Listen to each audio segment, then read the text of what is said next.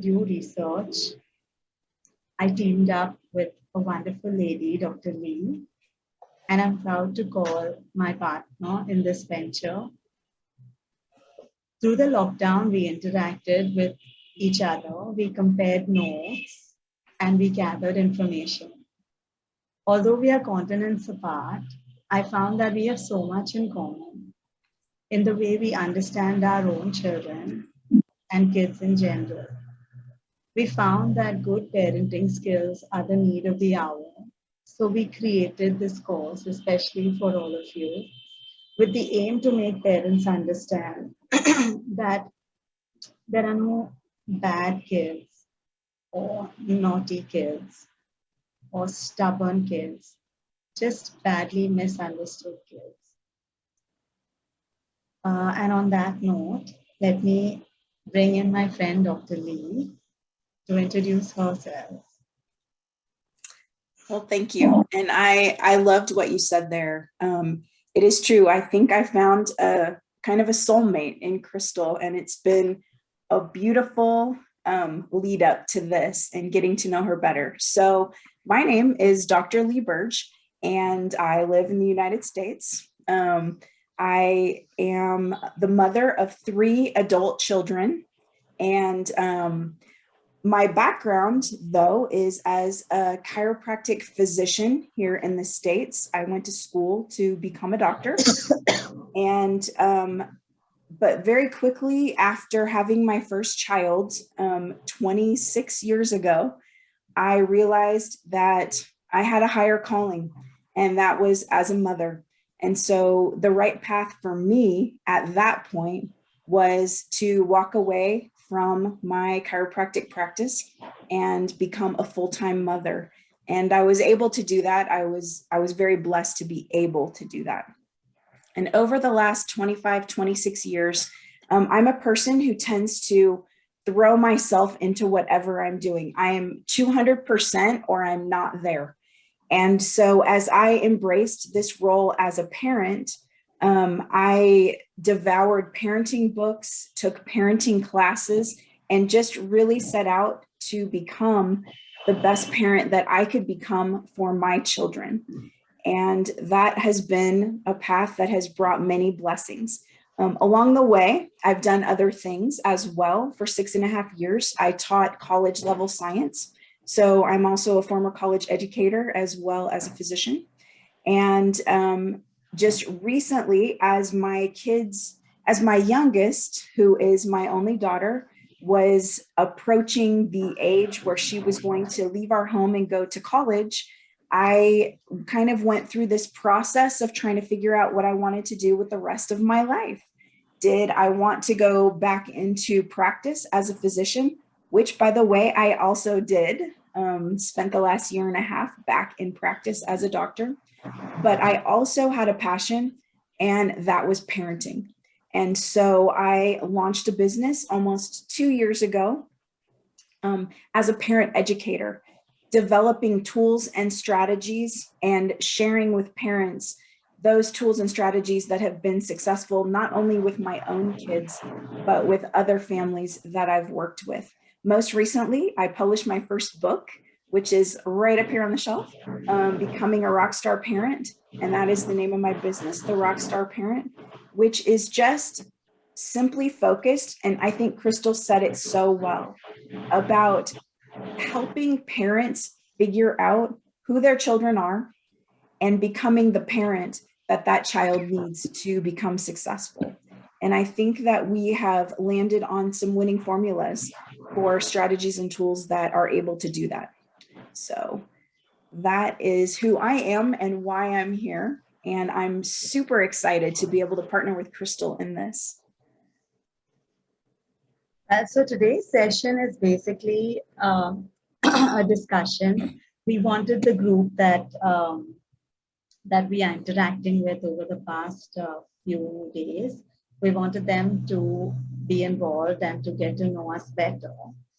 So we are recording the session, and for sure we would give it out to the group in case we don't have many people joining in. Actually, I got a few messages on my DM saying that being the holy month of Ramzan, there are a lot of people that can't attend because this is the time they're normally having dinner and getting ready with their prayers and stuff. So, but I did want to go ahead with this anyway because we have a rather longer session coming up on the 7th of Jan. Oh, sorry, on the 7th of April, which is just about 3 or 4 days to go. So I did want to get this done with so that the group could know us a bit better. If we have a few more people joining in a little later, we'll be fine. Else we will touch on the topics that we wanted to talk about, Dr. Lee. What do you think?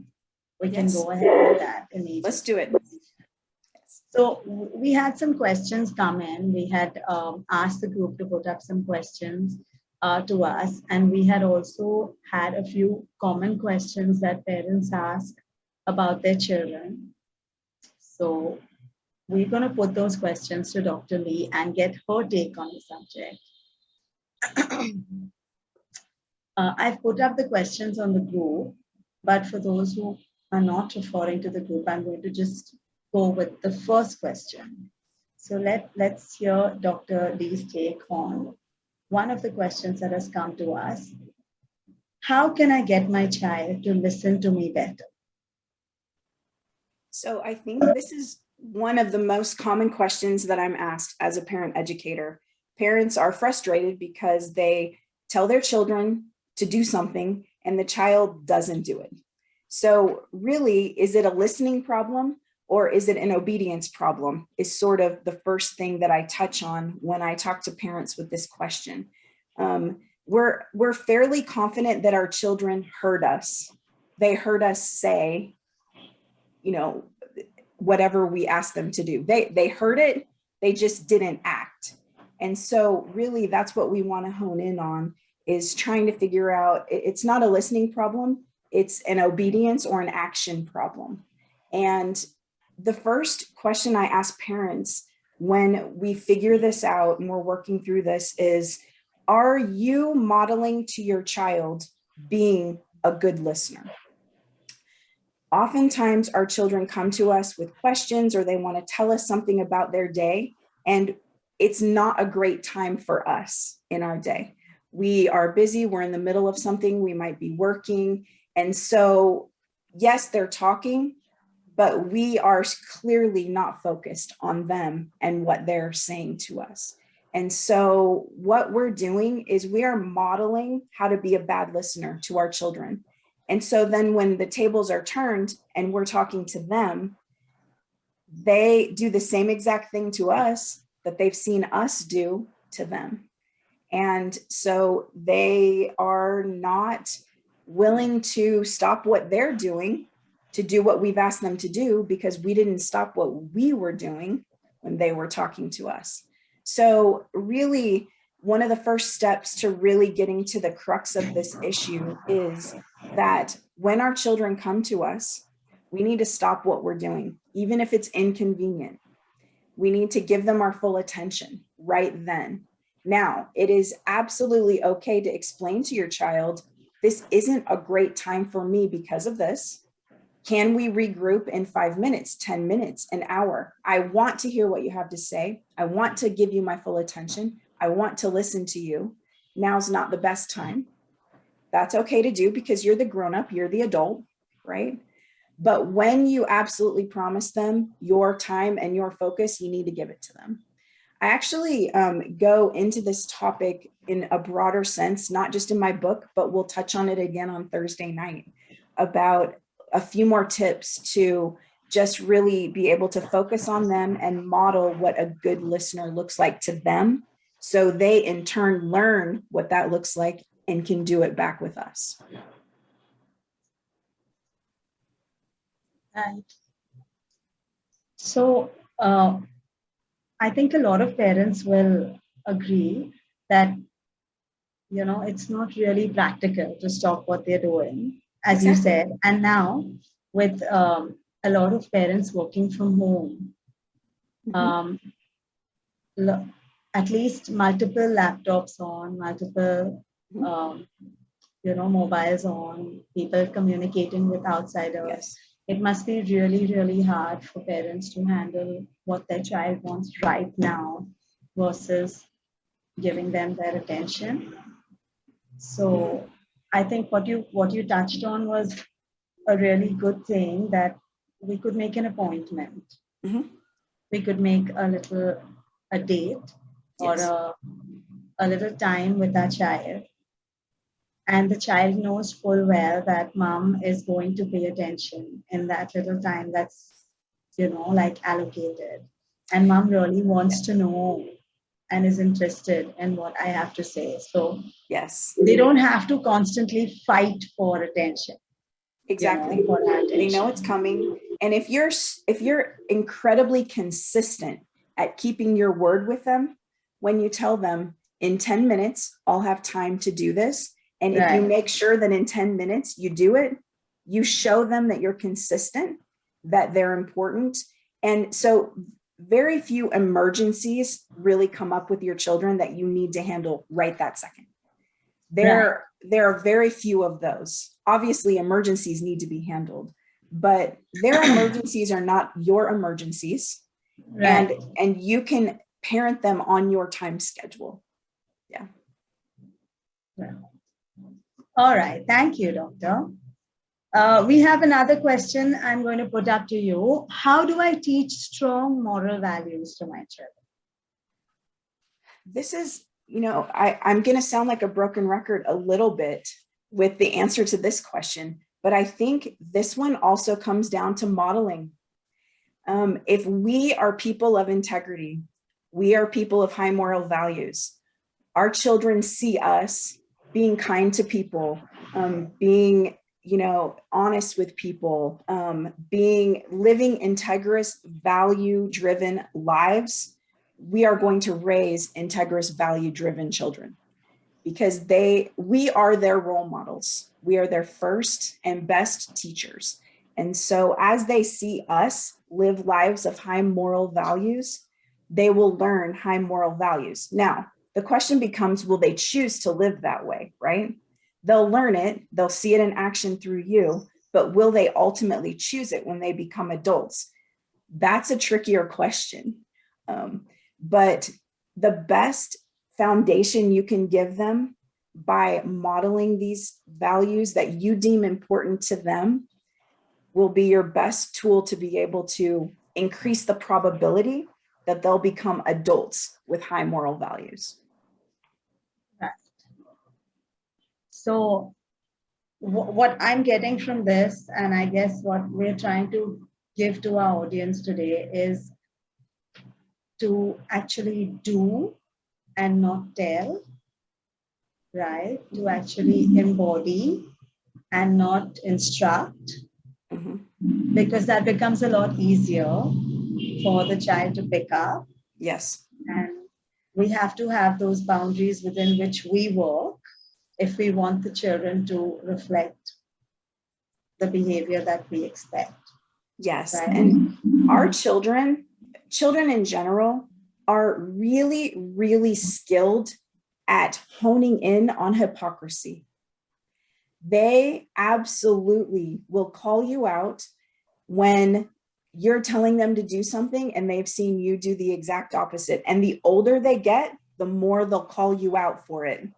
My children are adults now. I have 3 adult children, and they don't hold any punches with me about, well, you told us you wanted us to do this, but you did this. There's a famous quote by one of the former presidents of the United States that says, what you're doing is speaking so loudly that I can't hear what you're saying.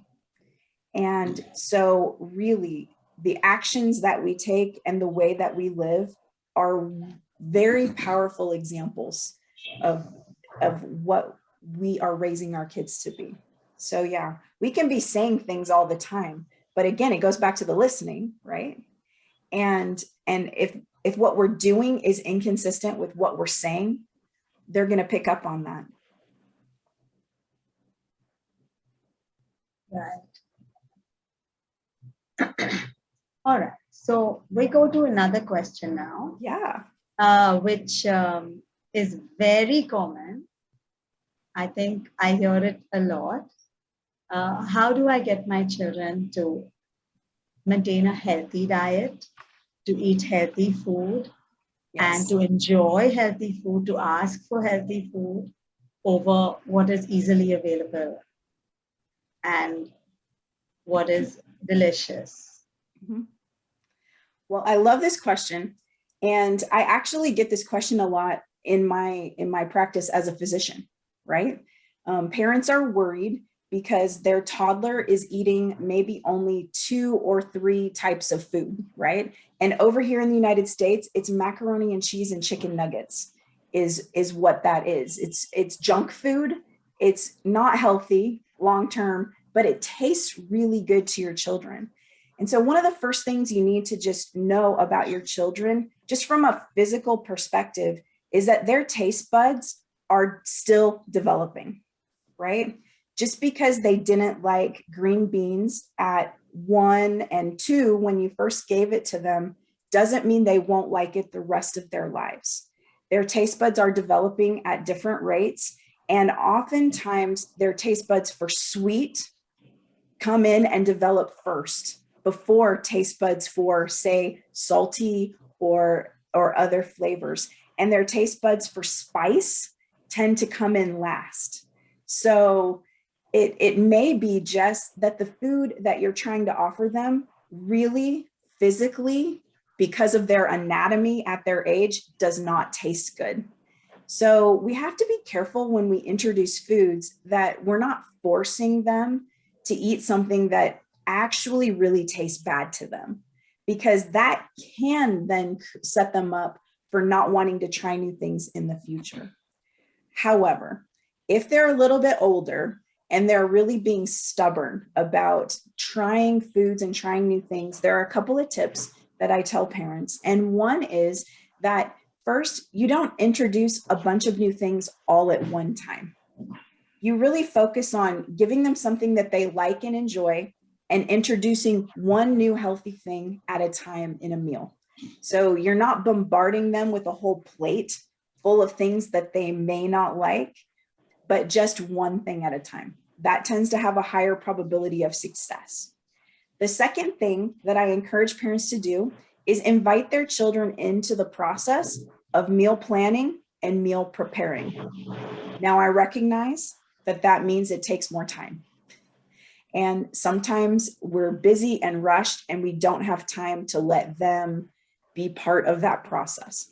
But the more we invite them into that process, the higher success we'll have if we are able to take them to the market and have them look at the beautiful colors of food. Ask them, what's your favorite color? Let's see if we can find a food in your favorite color. Things like that. Inviting them in, your chance of getting them to actually consume the healthier food goes way up.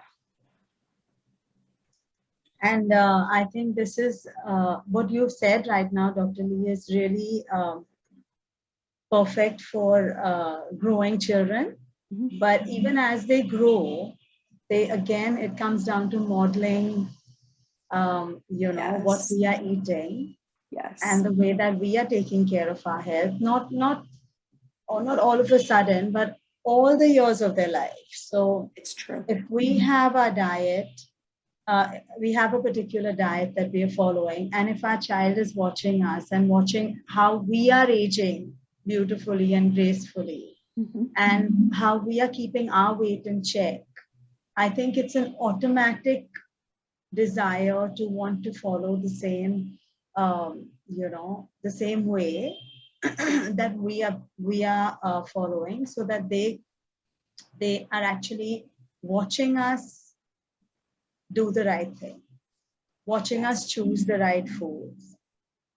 Sometimes my daughter also comes to me and asks me, to help her to create a healthy meal, because when she was younger, she would eat things that she would like to eat, that she would prefer to eat. Although I would sneak in a few vegetables and uh, a few healthy snacks which she wouldn't know of, she's now begun to realize that the food that is on my plate is also equally delicious. Mhm. It's sometimes just a change of the way she looks at things. Yes.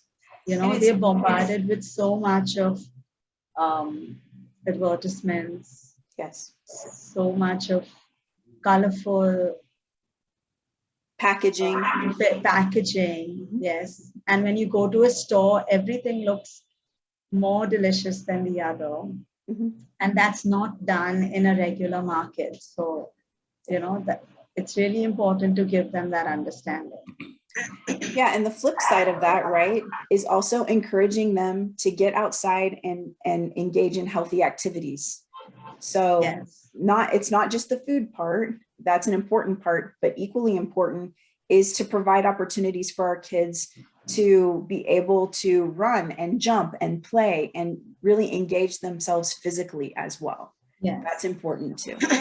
Yes, because when the body is moving and when they're so enthusiastically exercising, sometimes you're so ravenously hungry that everything is delicious. It's true. So when they are out on camp, you'll notice that they really won't look at their plate and they'll swear that what they've eaten was the most delicious thing ever. But when they are home, they have more time to think about what they want to have and they're fussy over food. So it's just about keeping them engaged, keeping their minds engaged. Yeah. And what we really don't, I mean, I was a parent who did this too. You know, you've served a dinner and they're refusing to eat it.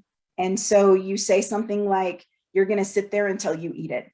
Or if you don't eat this, you're not eating anything. I mean, those are very, very common go-to positions with parents.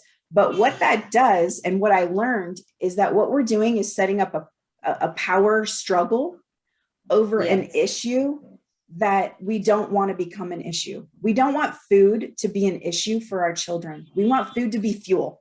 That's it. It's we don't want to be fighting about food. And so trying to take a step back and do some planning in the front end of the meal helps mitigate that power struggle at the back end, which we're trying to avoid.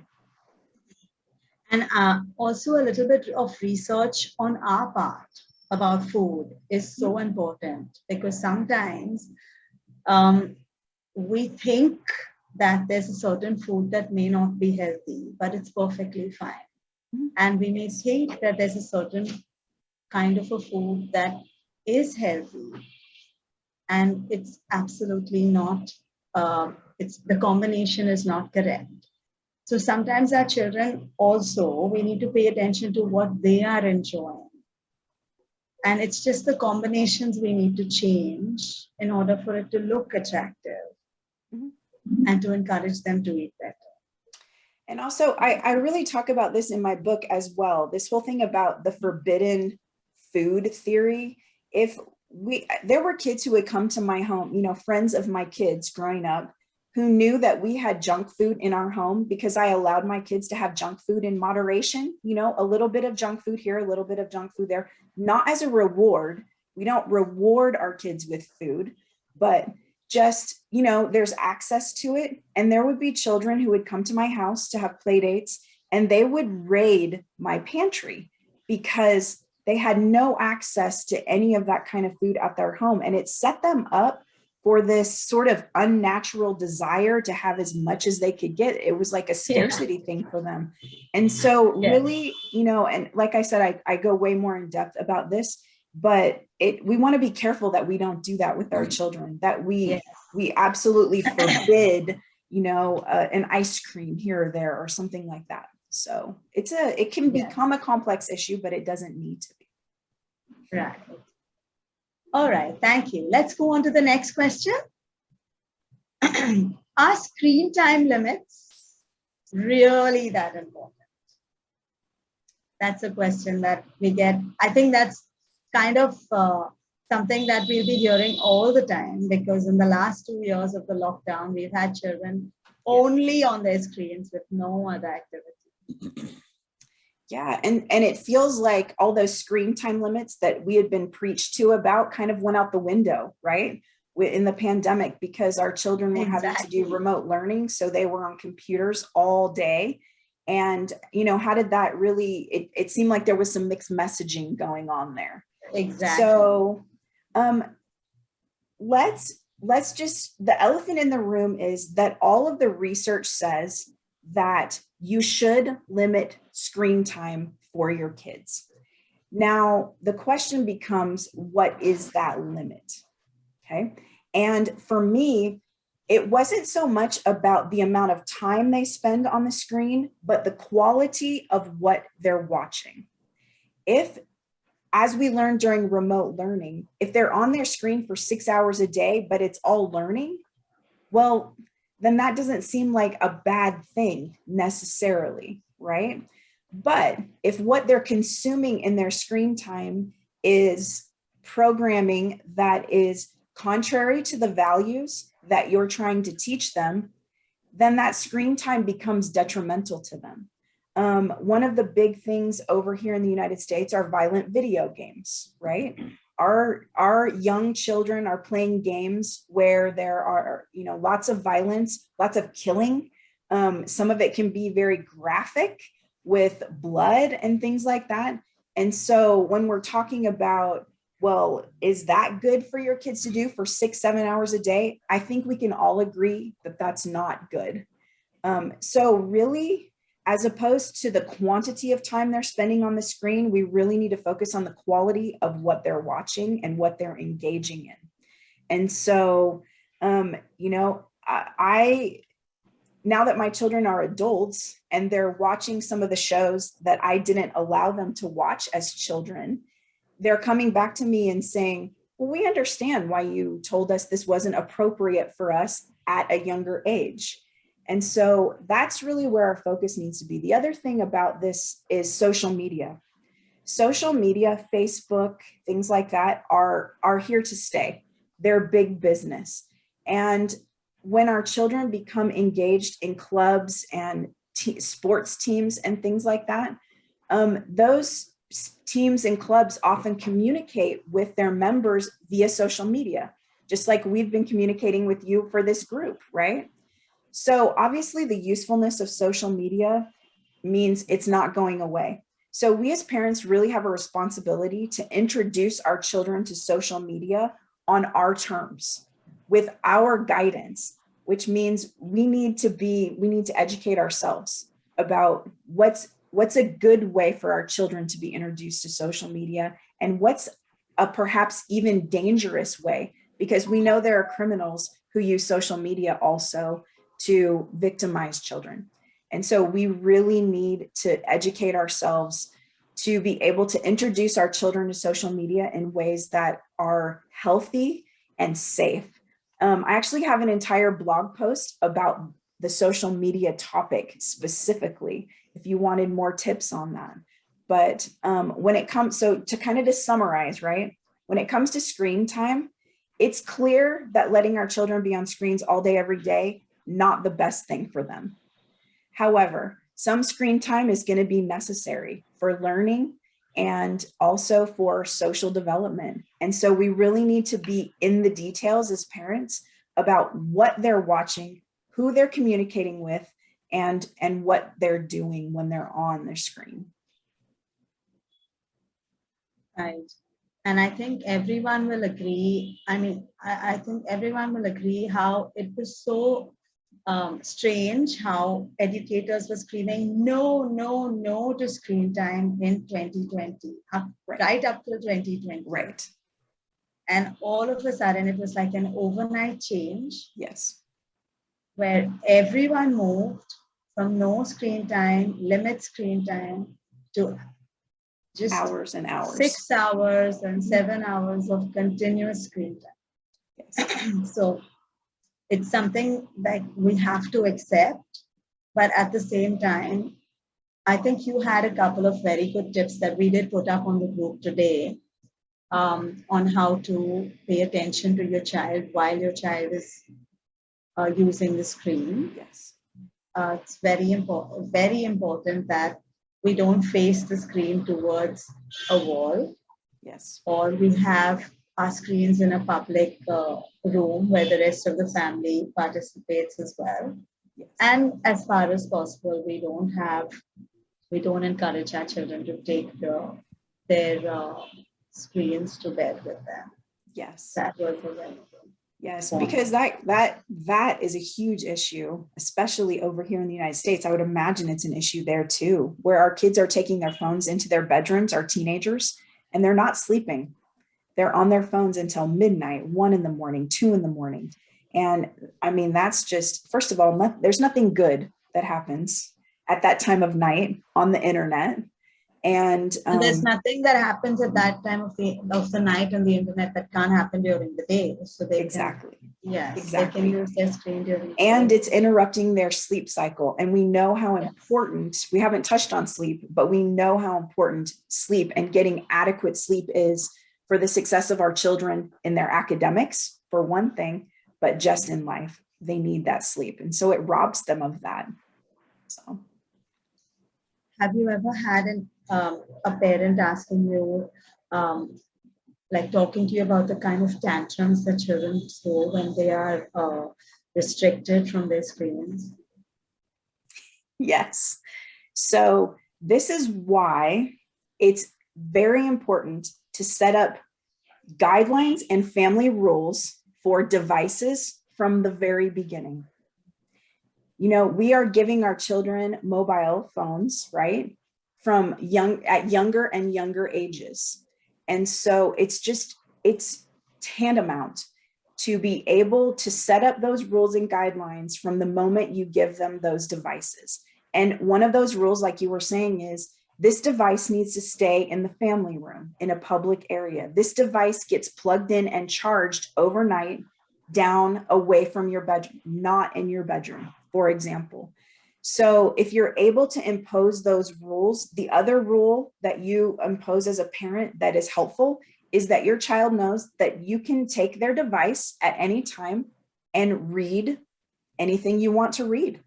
You can read their text messages. You can read their WhatsApp messages. You are the parent. You are paying for the phone. You are paying for the service. And therefore you have the responsibility. It's not the right. It's the responsibility to keep them safe. And the way that you keep them safe is by these rules. So now, if you haven't done that from the beginning, and now they're a teenager and you're trying to impose these rules on them, you're absolutely going to have a problem. They're going to fight you on that. They are in a position and an age where they're trying to assert their independence, right? They're trying to show that they are, and that's it. And that's natural for that age.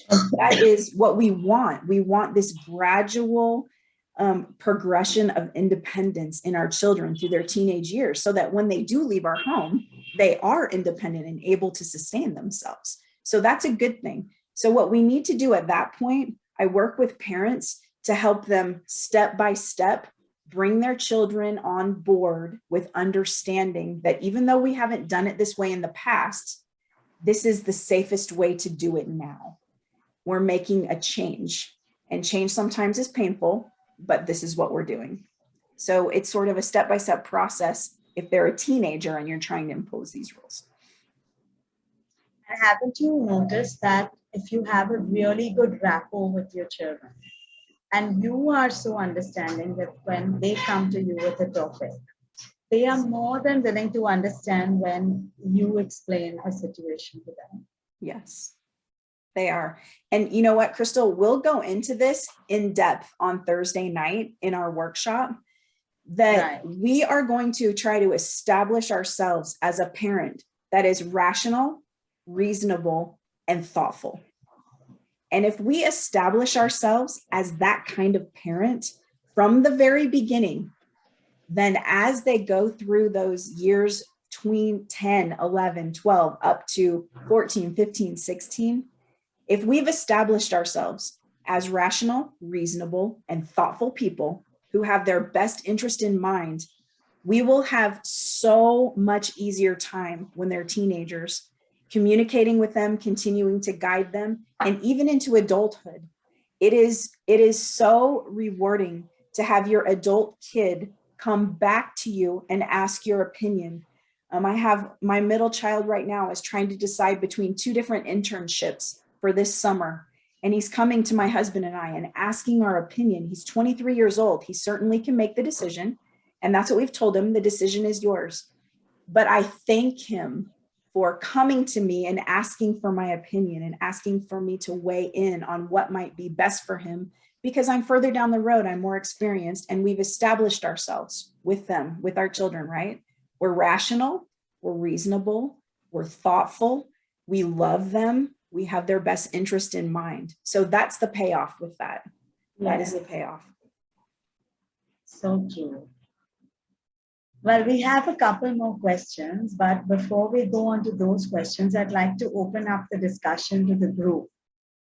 So if there's anyone who'd like to speak with Dr. Lee or myself, or if you have anything you'd like to ask us on the previous topics that we've spoken about, or if you'd like to just introduce yourself and tell us your family background or how many children you have, or any issues that you have with your kids, or something that you have done that really works. If you'd like to share with us something that really works, we'd love to hear it. I know Anita has a grown-up son, and she's been asking me off and on to talk to her about a few issues with her son, and she has a wonderful bonding with him. Would you like to step in, Anita, and say something? Yeah, earlier, like, I used to feel there was a close bonding, but sometimes I used to feel guilty that I'm not being the best mother. But when I spoke to him, and then he's saying, no, Mama, you've done your best, what you could do, So that was really feeling good. And now recently I've started inculcating a habit that, first thing in the morning we get up, we hug each other. Last thing before we go to sleep, we hug each other. That, bonding has come between us, that it's like a connection. So many unspoken words are spoken in that hug, and it makes him feel that, yeah, mommy is there for me, So I've inculcated this habit. That's amazing. Oh, that's a lovely little tip that you've given us, because I think children also have certain children enjoy and bloom with touch. Yes. It's just about their love language that they speak. Sometimes we don't understand. Some children bloom with words, some children bloom with touch, some children. So it's just about understanding. I think my daughter is also, she loves to be hugged. Sometimes when we are done with a really long conversation, even if it hasn't gone her way at all, after the entire conversation is over, she says, I think I need a hug. So yeah, that's so important. It is. And my son, I've got a son, so he may feel awkward to hug the mother. So I have to take the initiative, the first step. Yes. Well, and Anita, I think that you touched on something that I think every parent has gone through at some point, and that is this feeling of guilt. Like, have I really done a good job raising my children? And, that's a loaded question. And so that's, in order to be able to answer that question, that is why Crystal and I have partnered together to develop these tools and strategies. Because if you're using these tools and strategies that we have in your parenting, you're doing a good job, and you can go to bed at night and sleep peacefully and know that you've done the best you can do that day. You've won the day. And so that's incredibly rewarding. Yeah. And I think, yes, Anita, the best thing that our children can give us is when they look back and they believe that we did the best we could at that point of time. Right. The wonderful thing about children is they don't remember everything. Yeah. They become adults who don't necessarily remember the things that we thought we failed at. They don't. I tell a story in my book about that. One of my worst, what I thought was my worst moment as a mother, my child now doesn't even remember what happened. And so that is also, that's a lovely thing, that they're incredibly forgiving of our mistakes. Yes, they are. Ritu, would you like to say something? Would you like to tell us how you're finding the discussion till now? Interesting and intriguing both. At the moment, I don't have a question. Thank you. Right. Hi, Sakina. I'm glad you're sitting in. Yeah, hi. Yeah, so I have 100,000 questions as I'm going through a lot of things, and as I'm dealing with the teenager kids right now, the admission time is there. I have lots of students coming, 7th, 8th, 9th, 10th standards, and they all have different fundamentals today after post-corona, I mean to say, regarding academics, going to school and studying, and the pressure they are getting at this moment, how parents are searching for them tuitions, school. The pressure is tremendous on the kids, and I can figure, as I'm a teacher and I have lots of students coming, and I see every child going through a different trauma. The first thing is the phone, which is important, but they are misusing as per the parents' guidelines, that they are mostly on games, different types of, and every day there are 3 to 4 parents calling me to counsel the kid and make them understand, just come out of the mobile, do not play games. So how is it possible at one stretch to guide them, just come out of the mobile? It's not, it will come, it will, like, they will be leaving it slowly. The parents want them to leave immediately the mobile phone and just be like studying academics. And as they were put on the mobile from past 2 years because of corona, online lectures.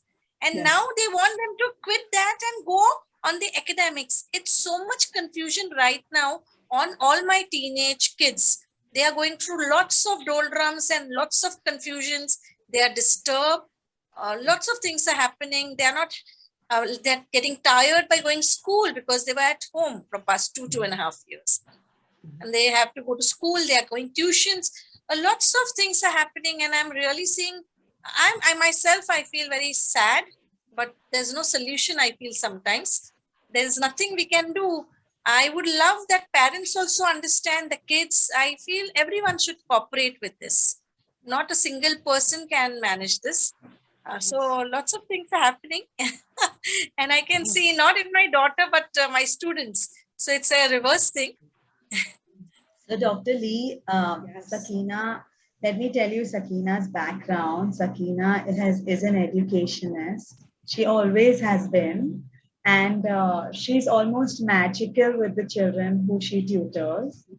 We've had some personal experiences with, and she's very clear-headed and has some radical progressive ideas for children. And the bond that she and her daughter share is something beautiful. She has a 24-year-old daughter, is it Sakina now? 23-year-old. 23-year-old daughter, who is, mother and daughter have such a close bonding. And it's all because of her wonderful open-minded ideas, her ability to allow her daughter to experience all kinds of situations. Nothing is bad. Sakina has never termed anything as detrimental, as not to be touched or not to be involved in. But now she's having these issues with children who, so her own daughter has absolutely no stress.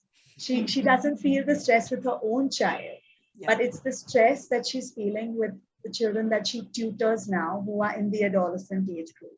Yeah, which So, is very real. I mean, it's the same Yeah. kind of, you still feel parental stress, even though they're not your Yes. children necessarily.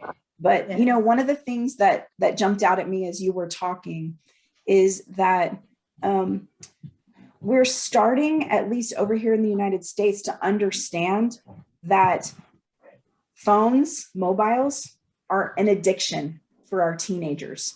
And if we use that word, which is kind of a big, scary word, the word addiction, but if we follow the steps that people use with other addictions, you know, the very well-researched treatment protocols that are out there in dealing with people who have addictions to, say, drugs or alcohol or other things, if we use those same steps as we try to wean our children off their phones so much, we've had some success with that.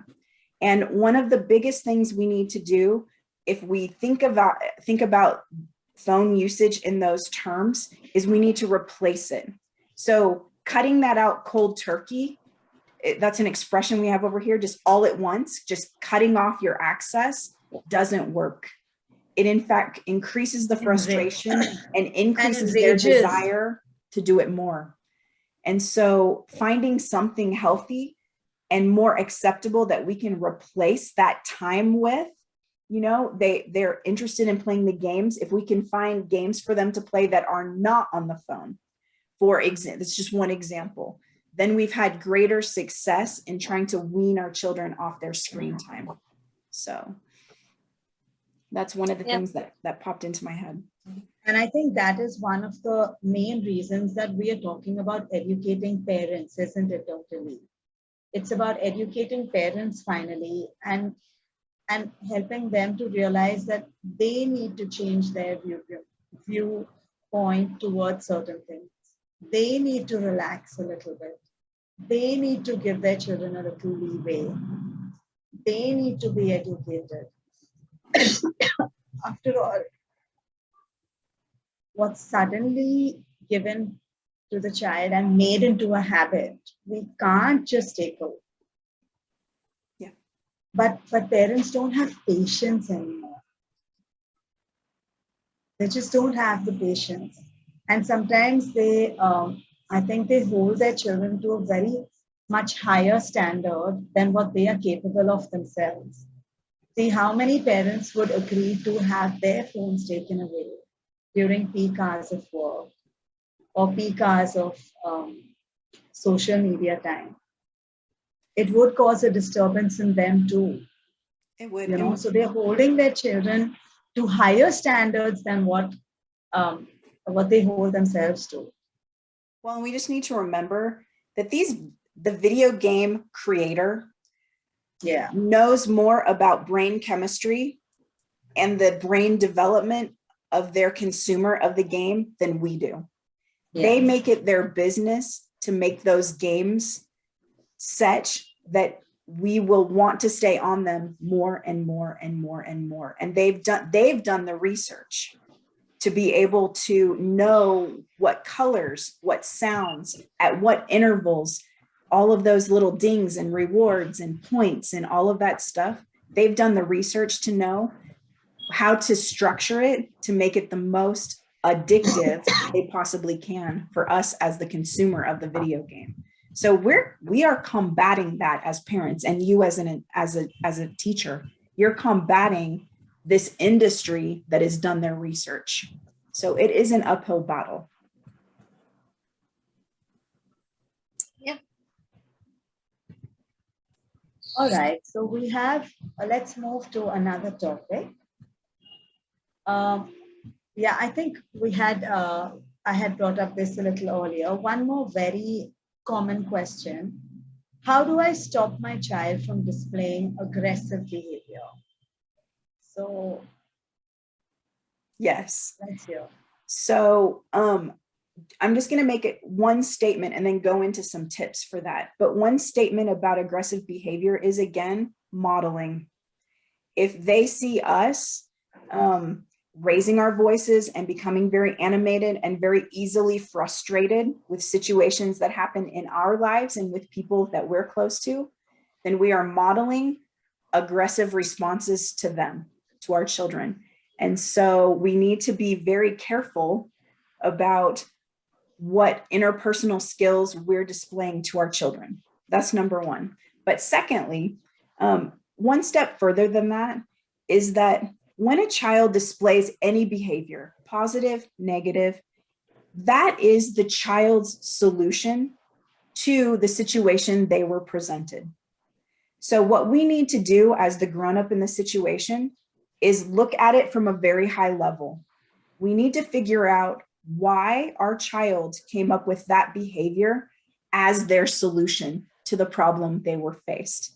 And it might simply be that that's the only tool in their toolbox. Getting angry and acting aggressively may be the only thing they know how to do in that situation. So therefore, what we need to do is some education with them and some role play. We need to teach them that there are other, more appropriate ways to respond to that situation when they're faced with it a second or third or fourth time. And then we need to help them practice those more appropriate responses. So that it's a huge topic that I just sort of, narrowed down into 2 minutes, but really that is the theory behind changing aggressive behavior, or any behavior for that matter, that's deemed not acceptable by your culture, by your family rules, by whatever. If it's not acceptable, it's not acceptable. And so we need to help them figure out and then practice more acceptable responses. Wonderful. We'll do one more question, Doc, which Okay. I think will make everybody smile. And after that, let's tell our group about what we plan Okay. in our 2-hour session on Thursday before we wind up. How do I know that I'm a good parent?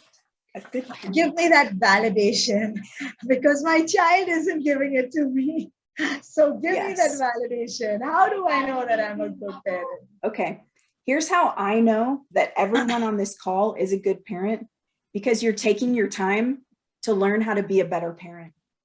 And that right there, if I don't know anything else about you, I know that you're trying to be a good parent, trying to figure out what a good parent looks like and trying to be that is the biggest step to become that parent. Now, beyond that, I think I wrote a blog post actually recently about the 3 Ps of parenting. And so I'll just mention one thing that I think that really sets parents apart as just doing an amazing job. And that is consistency in your home. That when you say yes, you mean yes. When you say you're going to do something in 10 minutes, you do it in 10 minutes. And when you say no, you mean no, and you stick to your no. And so what our children gain from that is that the world is, at least the world inside their family, is predictable, it's safe, and it makes sense to them. And when you have children in your home who feel like they can have some measure of control over their environment, that their environment is safe, that their environment is predictable for them, children tend to flourish. We know what the research says about creating that kind of environment in your home. So first of all, I would say you're probably a pretty good parent if you're here tonight. You're probably really doing a lot of things good and right. And you should give yourself credit for that. Absolutely. And then my second, just really quick piece of advice would be just make sure you're being consistent with your rules, consistent with your consequences, consistent with the things that you're telling your children to do. So that is a sign of a stellar parent, because that consistency creates an environment where their children can flourish. Right. So we have almost touched our time limit for this evening. It's morning in the US. So It is. Dr. Lee, we thank you for starting your day with all of us. Absolutely. We have something very, very special coming up on Thursday. We'd love it if Anita and Sakina and Bona and Rachna and Karanjot and Ritu would give us a good review on the group so that we get maximum participation. We have a 2-hour session with Dr. Lee on Thursday. We encourage both parents, if possible, to join in. Of course, it's not only about moms, it's about moms and dads. And Dr. Lee is going to throw light on the topic of good combined parenting, which will bring stability and change in children's behavior. Sometimes we are not following the same parenting style. So we're going to throw light on different and various parenting styles that we follow without us even knowing it. And Dr. Lee is going to make a fantastic presentation of 45 minutes where she goes through actually the nature of your child, the stages of your child's development, and what you can expect as opposed to what you do expect at various stages of your child's growth. So we look forward to seeing all of you on Thursday once again. We hope you had a very informative session. Yes, very nice session, Dr. Lee. Thank you so much. Thank you, Crystal. It was really enlightening. Especially the last part is a takeaway for me, being consistent, you know. If I say yes, it should be a yes. If it's a no, it's a no. So then they feel safe and they feel that, you know, the environment is predictable. That's so important. Thank you. Ms. Bona, I really wish you could have stepped in, but for some reason, your screen is mute. I know you're dying to say a lot of things, but we will have another call with Dr. Lee very soon, and we will make sure that we do something about that mic that doesn't unmute itself. Did you have a good session, ma'am? Did you have a good session? All right. Good night, everybody. Thank you for joining Good us. night. Bye. Bye. Have a Good lovely night. day, Thank you Dr. so much. Lee. Thank you. Thank Bye. you. Thank you. Thanks a lot.